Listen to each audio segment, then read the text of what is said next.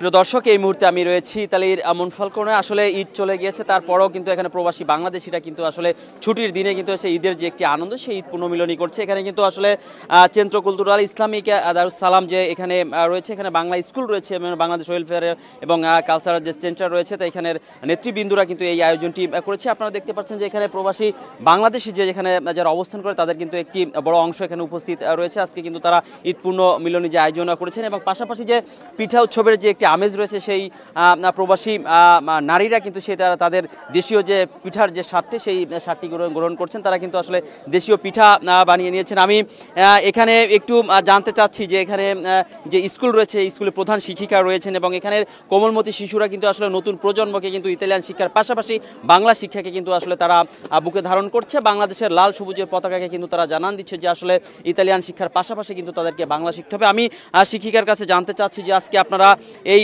বাচ্চাদেরকে নিয়ে এবং এখানে প্রবাসী নারী যারা রয়েছে, পুরুষ যারা রয়েছে, সকলকে একত্রিত মিলে কিন্তু এখানে একটি ঈদ পুনর্মিলনী করছেন। আপনার অনুভূতি সম্পর্কে একটু জানাবেন এবং বাংলা স্কুল সম্পর্কে নতুন প্রজন্মের সেই বাচ্চারা যে বাংলা কিভাবে শিখাচ্ছেন, এই বিষয়ে আমি একটু জানতে চাচ্ছি আপনার কাছে।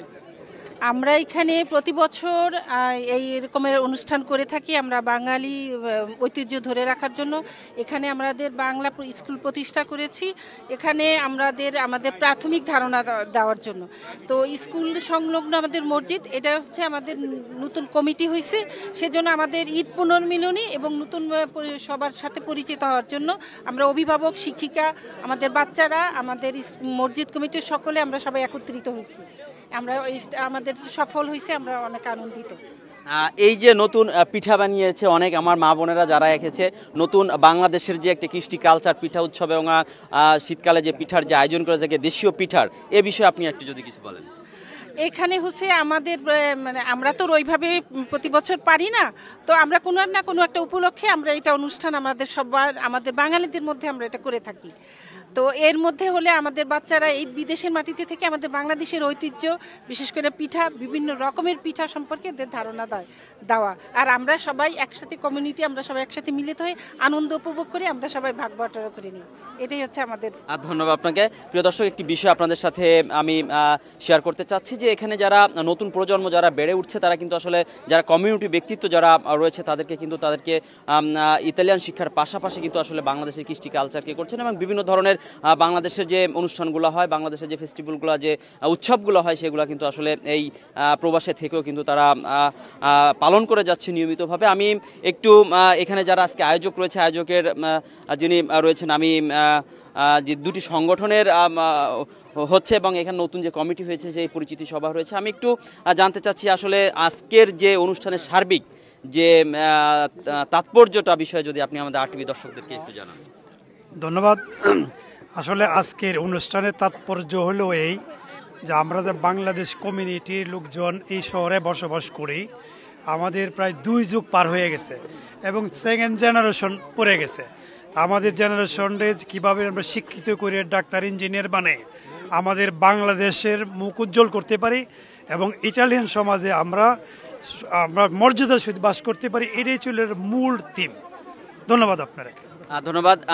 প্রিয় দর্শক, শুনছিলেন যে আসলে একটি সময় কিন্তু প্রবাসী বাংলাদেশিরা শুধু আসলে কর্মব্যস্ততার মাঝে কিন্তু আসলে এই ইতালিতে থাকতো, কিন্তু এখন নতুন প্রজন্ম যারা বেড়ে উঠছে তারা কিন্তু আসলে এখানে যে জাতীয় নির্বাচন থেকে শুরু করে এখানে কিন্তু প্রত্যেকটি ডক্টর, ইঞ্জিনিয়ার কিন্তু হচ্ছেন। আমি এই মুহূর্তে জানতে চাচ্ছি আমাদের এই সংগঠনের সাথে জড়িত রয়েছেন আমাদের সোহেল ভাইয়ের কাছে জানতে চাচ্ছি যে আজকের অনুষ্ঠানের সার্বিক পরিস্থিতি এবং আপনাদের নতুন যে কমিটির পরিচিত সভা হয়েছেন এবং সার্বিক পরিস্থিতি নিয়ে আপনি একটু কথা বলবেন।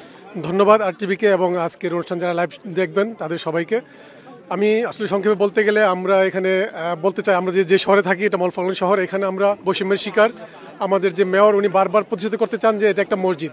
আসলে এটা একটা সেন্ট্রো কালচারাল ইসলামিক দারুস সালাম, যার মাধ্যমে আমরা অতীতে বিভিন্ন মাল্টিকালচারাল প্রোগ্রাম করেছি এবং আজকে দেখতে পাচ্ছেন যে আমরা একটি মাল্টিকালচারাল প্রোগ্রাম করছি। এখানে শুধু নামাজ পড়া হয় তা না, ধর্মীয় উৎসব পাশাপাশি আমাদের সংস্কৃতি এবং বিদেশি ইটালিয়ান যে আপনার জাতীয় দিবসগুলো আমরা এখান থেকে পালন করি আমরা। তো আমি একটা জিনিস পরিষ্কার করতে চাই এখান থেকে যে এটা একটা সাংস্কৃতিক কেন্দ্র, এটা একটা ইসলামিক সাংস্কৃতিক কেন্দ্র, এটা কোনো নির্দিষ্ট কোনো মসজিদ নয়। দ্বিতীয়ত যে বিষয়টি বলবো যে আজকে যে আমাদের পরিচিত সভা হয়েছে বাংলা স্কুল এবং সেন্ট্রাল কুলতুরা ইসলামিকের, আমার বিশ্বাস এই কমিটি আমাদের এই বাংলা কমিউনিটিকে অনেক দূরে এগিয়ে নিয়ে যাবে এবং আমাদের পরবর্তী প্রজন্ম নিয়ে যে আমাদের যে ভাবনা, সেই ভাবনাকে আমরা এগিয়ে নিতে আমাদের এই কার্যকরী কমিটি গুরুত্বপূর্ণ ভূমিকা রাখবে এবং মন ফাল্গুনবাসী আমি আশা করি এখানে সর্বাত্মক সহযোগিতা করবে। আমি সবার কাছ থেকে সর্বাত্মক সহযোগিতা এবং আশা কামনা করি, এই আশা ব্যক্ত করছি। ধন্যবাদ। ধন্যবাদ আপনাকে। এই মুহূর্তে আমি জানতে চাচ্ছি এই সংগঠনের বাংলা স্কুলের যিনি সভাপতি রয়েছে, দীর্ঘদিন যাবত তার মেধা এবং দক্ষতার সাথে কিন্তু এই বাংলা স্কুল পরিচালনা করছেন, একটি বিষয় জানিয়ে দিতে চাচ্ছি যে এখানে কিন্তু যে স্থানটিতে আমি দাঁড়িয়ে রয়েছি এই প্রবাসী এবং এখানের মুসলিম কমিউনিটির দ্বারা কিন্তু আসলে এখানে এই ক্রয়কৃত এই স্থানটিতে কিন্তু আসলে বাংলা স্কুল এবং এখানে কিন্তু আসলে যে নামাজের স্থান এবং এখানে কিন্তু ইসলামিক বিভিন্ন ধরনের কালচার অনুষ্ঠান হয়ে থাকে। আমি একটু জানতে চাচ্ছি আপনার বাংলা স্কুল সম্পর্কে এবং এই যে প্রবাসে থেকেও বাংলা কৃষ্টি কালচার যে নতুন প্রজন্মের মধ্যে আপনার স্কুলের মাধ্যমে যে বিলিয়ে দিতে চাচ্ছেন, আপনার কেমন লাগছে এবং সার্বিক পরিস্থিতি আমাদেরকে একটু জানাবেন। আসলে আমরা যারা সামাজিক কাজ করি এই প্রবাসে, তাদের প্রত্যেকে একটা আশা যে আমাদের সংস্কৃতি যাতে এই ইতালি বিদেশের মাটিতে ধরে রাখতে পারে এবং আমাদের এই বাচ্চারা ভবিষ্যৎ প্রজন্ম যাতে এই বাংলা ভাষা থেকে বাংলা সংস্কৃতি থেকে দূরে সরে চলে না যায়, সেই জন্য বিভিন্ন সময় বিভিন্ন প্রোগ্রামগুলো আমরা করে থাকি। এগুলা যখন আমরা করব তখন দেখা যায় বাচ্চারা অনুপ্রাণিত হয় এবং দেশের প্রতি তাদের একটা আলাদা আরেকটা থাকে, আর আলাদা টান থাকে, মাটির টান থাকে। নতুবা এই সংস্কৃতির সাথে যদি দূরে সরে যায়, একটা সময় দেখা যায় বাচ্চারা আমাদের দেশে যাইতে অনীহা প্রকাশ করে। সেই জন্য আমরা এই আয়োজন করেছি।